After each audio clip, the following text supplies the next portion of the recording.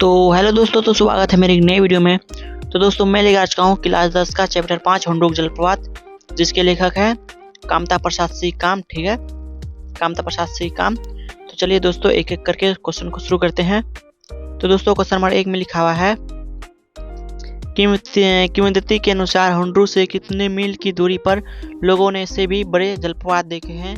10 मील, 15 मील, 5 मील, 7 मील। तो 7 मील हो answer, option number D हो जाएगा। ठीक है, सबसे बड़ा मतलब क्वेश्चन नंबर 1 पढ़ते हैं। किंवदंती के अनुसार हुंडरू से कितने मील की दूरी पर लोगों ने इससे भी बड़े जलप्रपात देखा है? 10 मील, 15 मील, 5 मील, 7 मील। तो ऑप्शन नंबर डी हो जाएगा 7 मील। ठीक है, 7 मील दूर पे मतलब इससे भी बड़ा प्रपात देखा है। ठीक है, किंवदंती के अनुसार। क्वेश्चन नंबर 2 पढ़ते हैं। रांची से पुरुलिया वाली सड़क पर कितने मील जाने के बाद हुंडरू पहुंचने वाली सड़क मिलती है? ए 20 मील, बी 35 मील, सी 10 मील, डी 14 मील। तो ऑप्शन नंबर डी हो जाएगा 14 मील। ठीक है, रांची से पुरुलिया 14 मील और पुरुलिया से हुंडरू कितना 7 मील। ठीक है, क्वेश्चन नंबर 3 पढ़ते हैं। स्वर्ग का एक टुकड़ा किसे कहा जाता है? ए मुजफ्फरपुर को, बी नागपुर को, सी छोटा नागपुर को। तो ऑप्शन नंबर 3 का ऑप्शन नंबर सी हो जाएगा छोटा नागपुर। ठीक है, क्वेश्चन नंबर 4 पढ़ते हैं। पुरुलिया रोड से हुंडरू की दूरी कितनी है? 3 मील, 13 मील। तो ऑप्शन नंबर बी हो जाएगा 13 मील। ठीक है, पुरुलिया रोड से हुंडरू की दूरी कितनी है? 13 मील। तो दोस्तों यहाँ पे मतलब रांची से पुरुलिया जाने वाली सड़क हो जाएगा इसका डी 14 मील हो जाएगा 14। उसके बाद पुरुलिया से रांची कितनी हो जाएगी? 13 हो जाएगी। ठीक है, तो टोटल 27 मील दूरी है। ठीक है, टोटल 27 मील। तो इससे पहले अभी बताया था तो वो गलत था। ठीक है, तो 14 ही सही है, 14 सही है। मतलब रांची से पुरुलिया 14 और पुरुलिया से रांची 13। ठीक है, टोटल 27 मील दूर है। ठीक है, क्वेश्चन नंबर 5 पढ़ते हैं। हुंडरू का पानी डॉट डॉट की तरह चक्कर काटता है? किसकी तरह चक्कर काटता है? बिल्ली की तरह, चूहा की तरह, नेवला की तरह, सांप की तरह। तो हुंडरू का पानी किस तरह की चक्कर काटता है? तो सांप की तरह काटता है। ठीक है, और ये हुंडरू का पानी जो गिरता है कहाँ पे गिरता है? तो बंगाल की खाड़ी में गिरता है। ठीक है, बंगाल की खाड़ी में गिरता है।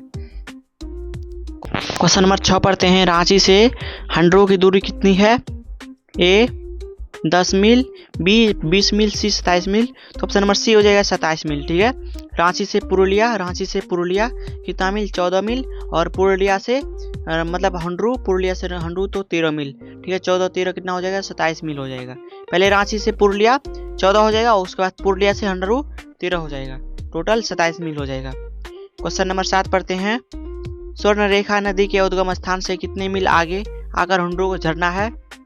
ए 20 मील, बी 50 मील, सी 60 मील, डी 100 मील। तो ऑप्शन नंबर बी हो जाएगा 50 मील। ठीक है, स्वर्णरेखा नदी के उद्गम स्थान से 50 मील जाने के बाद हुंडरू झरना है। ठीक है, क्वेश्चन नंबर 8 पढ़ते हैं। हुंडरू के जलप्रपात की ऊंचाई कितनी है? 200 फीट, 243 फीट।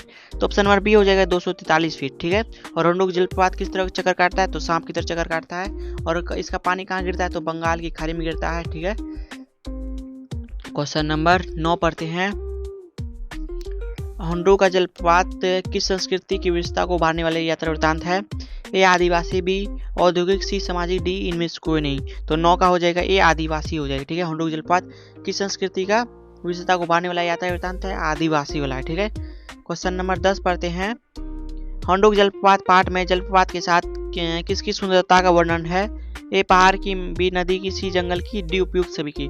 तो ऑप्शन नंबर डी हो जाएगा उपयुक्त सभी की। ठीक है, हुंडरू जलप्रपात में जो सुंदरता का वर्णन है उसमें पहाड़ है, नदी है, जंगल है, तो इसी से सुंदरता बढ़ता है। मतलब यही तो इनमें सभी हो जाएगा, उपयुक्त सभी हो जाएगा।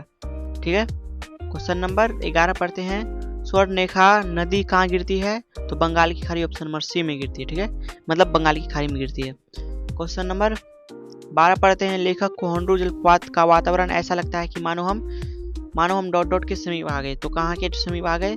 ए भेलोक, बी देवलोक, सी इंद्रलोक, डी स्वर्गलोक। तो क्या हो जाएगा?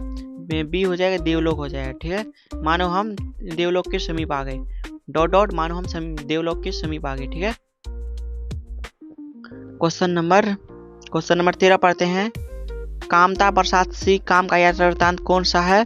ए हौसले कुरान, बी हुंडरू जलप्रपात। तो ऑप्शन नंबर बी हो जाएगा हुंडरू जलप्रपात। ठीक है, ईदगाह हो जाएगा प्रेमचंद का। ठीक है, ईदगाह हो जाएगा प्रेमचंद चिकित्सा, बेटा बनारसी। ठीक है। क्वेश्चन नंबर 14 पढ़ते हैं। साध की पवित्रता एवं महत्ता तभी है जब उसका साधन मानो। यह उक्ति किस कविता की है?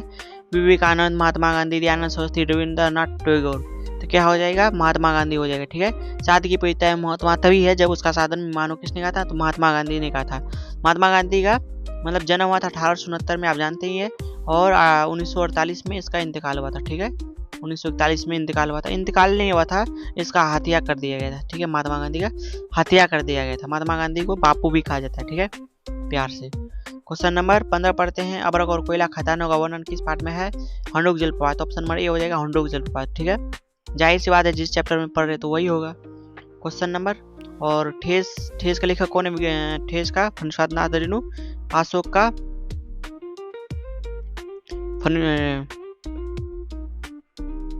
और ठेस का विक्रम ठेस का।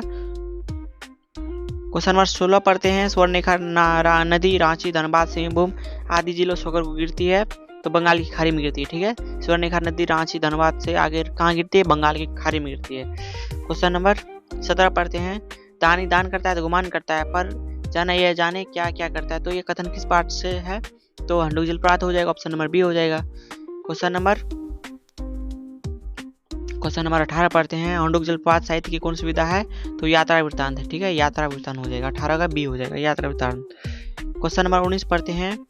छोटा नागपुर के निवासी सादगी के अवतार और गरीबी की मूर्ति भक्ति किस पाठ की है? ऑप्शन नंबर डी हो जाएगा हंडोक जलप्रपात, ठीक है। छोटा नागपुर कौन सा चैप्टर में आता है? तो हंडोक जलप्रपात में आता है। सिर्फ पूरा बुक में छोटा नागपुर हंडोक जलप्रपात में आता है, तो ऑप्शन नंबर फराक डी लगा देंगे, ठीक है। क्वेश्चन नंबर 20 पढ़ते हैं। हंडोक जलप्रपात पाठ में किसके प्रति विश्वास प्रकट किया गया है?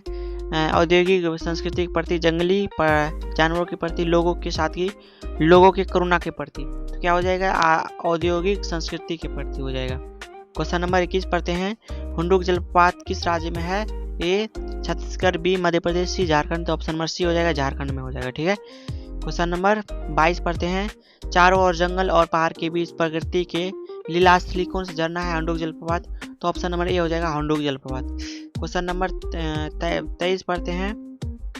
झरने की एक और जंगल रांची है और दूसरी ओर जंगल कहाँ का जंगल है? हजारीबाग का जंगल है, ठीक है। ऑप्शन नंबर बी हो जाएगा। तो दोस्तों चैप्टर खत्म हो गया। तो दोस्तों चैप्टर का पूरा ऑब्जेक्टिव खत्म हो गया है। तो दोस्तों वीडियो कैसे लगी? उम्मीद करता हूँ वीडियो अच्छी लगी। दोस्तों अगर वीडियो अच्छी लगी तो वीडियो को लाइक कीजिए, चैनल पर नए तो चैनल को सब्सक्राइब कीजिए। मिलते हैं नेक्स्ट वीडियो में, जब तक के लिए जय हिंद।